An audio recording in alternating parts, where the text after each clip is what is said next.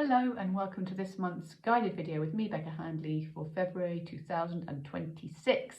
It's my first video of the year. No videos for the last couple of months, sorry about that, but you know, life took over, threw a few curveballs.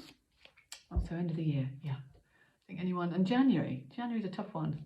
So yes, it's nice to be back in the chair. I actually have a small assistant over there who is my lights, and he's also just done action and got my video started, so thank you to Gilbert for his assistance. But he's staying off camera, aren't you? Yeah. Yes. Okay, so what's going on? We have just had a big full moon in Leo. It was a very strong one. We are still in the last few days of Year of the Snake in the Chinese zodiac, and Year of the Snake has been a massive year of shedding skins. Does that resonate?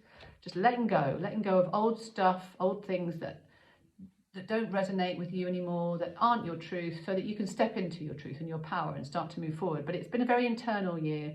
Lots of physical stuff, physical health stuff, emotional things coming up for people, relationship stuff, career, moving away from things that have no longer serve us, and starting to step into things that do, so we can really start to shine our lights. So we had this full moon at the weekend in Leo. This full moon has been, it was kind of helping us to get that balance between personal authority, you know, sort of taking responsibility for yourself, honouring your needs, but also balancing it with the collective. So, you know, this is the eternal balance of being human, that we have our own needs that we need to administer to make sure that, you know, we have healthy boundaries and we're listening to our souls.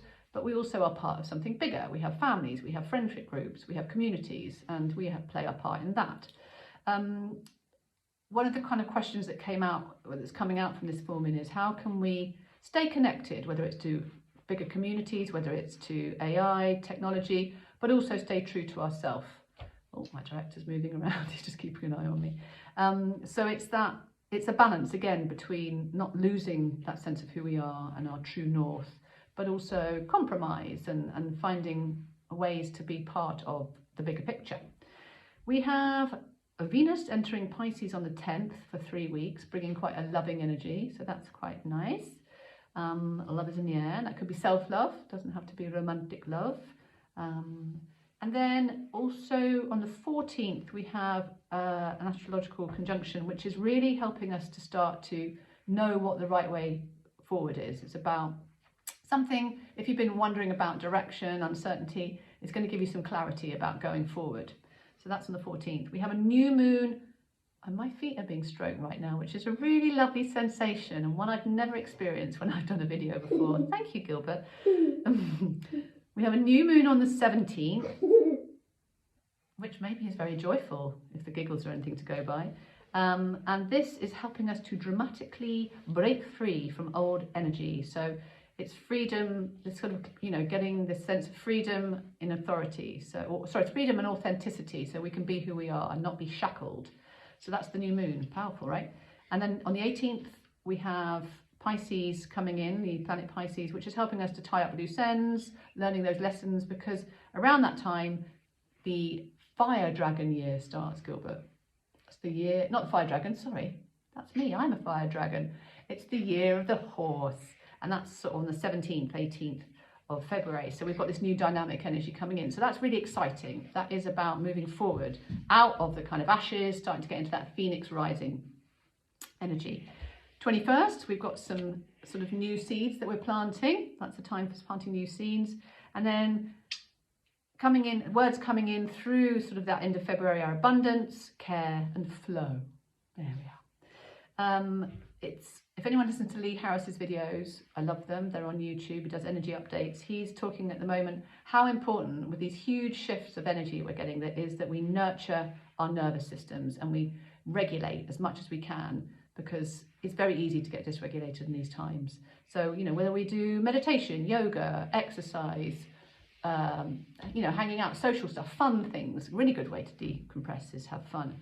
Journaling, creativity, all of these things help us to decompress, and there's lots of amazing somatic exercises that we can do to help regulate our nervous system. So we've got all of that going on. Right, so we've done the cards. The first card for this first week of February is balance. So it's really important that we balance our energies, particularly if you're in the Northern Hemisphere and you're coming towards the end of a winter where, you know, we've had a lot of darker days. There isn't so much solar energy around. We are, a lot of people are feeling that sort of tiredness, a bit spent, you know, illness. So really important that we balance our bodies, our minds and our spirits, keeping emotional sense of balance, tending to the heart chakra, making sure that we, you know, have moments of being grounded and centered. So balance is a very important thing in this week, as particularly as we're coming in, you know, the last few days of the year of the snake. So stuff might still be coming up for you. So look after yourself. Then we go into the second week and it's a heart chakra. So that one was a third eye. This is a heart chakra. So this is much to do with the heart and emotions. And it's a period of growth. And growth isn't always comfortable, but remembering that the universe never throws us anything that we can't handle, or we can handle. Right?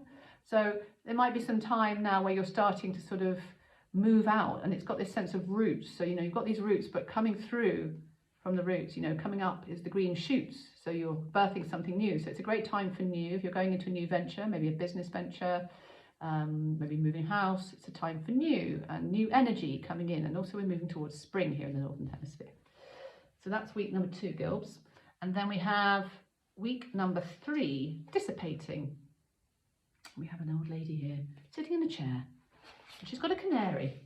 And I'm just going to have a quick look at the book for this one, dissipating. So this is a solar plexus card. And it says here, I am more than I think I am. So this is about taking action, allowing yourself to dream. The key words are companionship, connection and assistance. So getting support for whatever you're going through, not trying to do it all on your own, but also not getting caught up in stories, these stories that we tell ourselves that, you know, we're too much. We have to be careful as humans that we don't kind of create these limiting stories and limit what our possibilities are. It says here, Canary, a pet bird, has a wonderful idea for an action movie starring his owner, Mrs. Robinson. They frequently discuss the exciting plot with friends and family.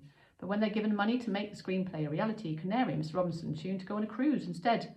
And for the rest of their lives, they talk about their great story and exist in fantasy, not reality. So, you know, be the weaver, not the web. You create. What do you want to create? What do you want to bring in? You get one life, right? Put it out there. So that's our card for week 3. Thank you, Gilbert. Gilbert has now put my card on the stand.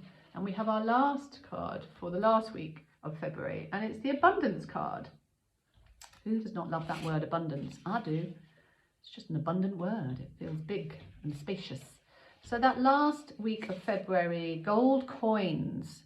It says keywords are friendship, wisdom and windfall. Key ideas, abundance through gratitude, releasing regret, being good with money. So just being thoughtful about our finances. It might be about looking at your relationship with money.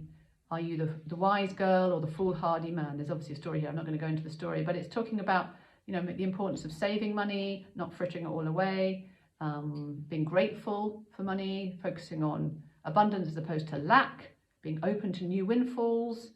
It says here, a little meditation you can do. Pick some money up before you. Have some money before you pick it up. Have you thought about how many souls have touched it before it came to you? Feel its energy. The value we derive from money is an exchange of energy. Imagine this money transforming into your desire. Be aware of your improved relationship with money. So it could be looking at your finances, getting your ducks in a line, just making sure that, you know, you've got that sort of awareness around money and looking at maybe sort of limiting beliefs that might block you from receiving generally. So yes, it's nice card at the end of the week. This a month we've got some sort of abundant, but stuff around abundance, around being open to receive.